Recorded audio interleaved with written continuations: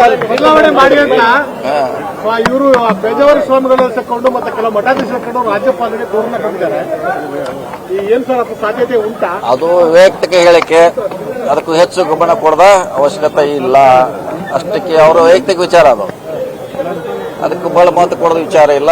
ಬದಲಾವಣೆ ಅಂತೆ ಅಸಾಧ್ಯ. ಸರ್, ಕೆಲವು ಸಚಿವರುಗಳಿಗೆ ಈಗ ಏನು ರಿವ್ಯೂ ಮಾಡ್ತಿದ್ದಾರೆ, ಸಚಿವರನ್ನ ಬದಲಾವಣೆ ಮಾಡಬೇಕು ಅಂತ ಚರ್ಚೆ ಪಾರ್ಟಿ ಅಂತ ನಡೀತದೆ ಸರ್. ಅದು ಗೊತ್ತಿಲ್ಲ. ನಾವು ಪೇಪರ್ದಲ್ಲಿ ನೋಡಿದೀವಿ ಇವತ್ತು ಅವ್ರದ್ದು ಕಾರ್ಡ್ ಏನು ನೋಡ್ತಿದ್ರ ಅಂತ. ಸೊ ಯಾರು ಪರ್ಫಾರ್ಮೆನ್ಸ್ ಕಾರ್ಡ್ ನೋಡ್ತಿದಾರಂತೆ. ಏನಂತ ಕೆಲವು ಸಚಿವರಿಗೂ ಕೂಡ ಈ ತರದ ಅವಧಿ ಕೊಟ್ಟಿದ್ದೀವಿ ಅಂತ ಹೇಳ್ತಾ ಇದ್ದಾರೆ. ಇಲ್ಲ, ಅದು ನಮಗೆ ಗೊತ್ತಿಲ್ಲ. ಅದು ಏನಿದ್ರು ಹೈಕಮಾಂಡ್ ಅಲ್ಲಿ ಚರ್ಚೆ ಆಗಿರ್ಬೋದು.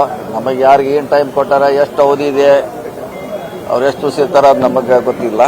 ಇರುವವರೆಗೆಲ್ಲರೂ ಇರ್ತಾರ ಅಷ್ಟೇ. ಮಾಡಬೇಕು, ಇಲ್ಲಾಂದ್ರೆ ಬದಲಾವಣೆ ಮಾಡಿದ್ರೆ ಅದು ಹೈಕಮಾಂಡ್ ನಿರ್ಧಾರ ಅಷ್ಟೇ. ಸರ್, ಈಗ ನೀವು ಸಿಎಂ ಬೇಸ್ನಲ್ಲಿದ್ದೀರಿ, ಕೆಪಿಸಿಸಿ ಅಧ್ಯಕ್ಷರಾಗಿ ಅಂತೇಳಿ ಅಲ್ಲಿ ಹೈಕಮಾಂಡ್ ಇಂದ ಡಿಮ್ಯಾಂಡ್ ಇದೆ. ಇಲ್ಲ, ಇನ್ನು ಡಿಮಾಂಡ್ ಇಲ್ಲ. ಇನ್ನೂ ಮುಂದೆ ಅವಕಾಶ ಬಂದಾಗ ನೋಡೋಣ. ಈಗಂತ ಇಲ್ಲ ಇಲ್ಲ ಅಂತ ಹೇಳಿದ್ರಲ್ಲ, ಈಗಾಗಲೇ ಹೇಳಿದಿಲ್ಲ. ಇಲ್ಲ ಅಂತ ಹೇಳಿದೀವಿ.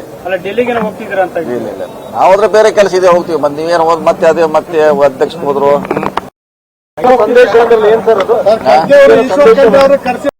ಜೊತೆಗೆ ಅದನ್ನು ಕೊಡ್ತೀವಿ ಅಂದ್ರೆ ಅದು ಈ ಸದ್ಯ ಪ್ರಸ್ತಾವನೆ ಇಲ್ಲ, ಚರ್ಚೆ ಇಲ್ಲ. ಅದು ಬಂದಾಗ ಚರ್ಚೆ ಕೆಲಸ ಮಾಡ್ತೀವಿ.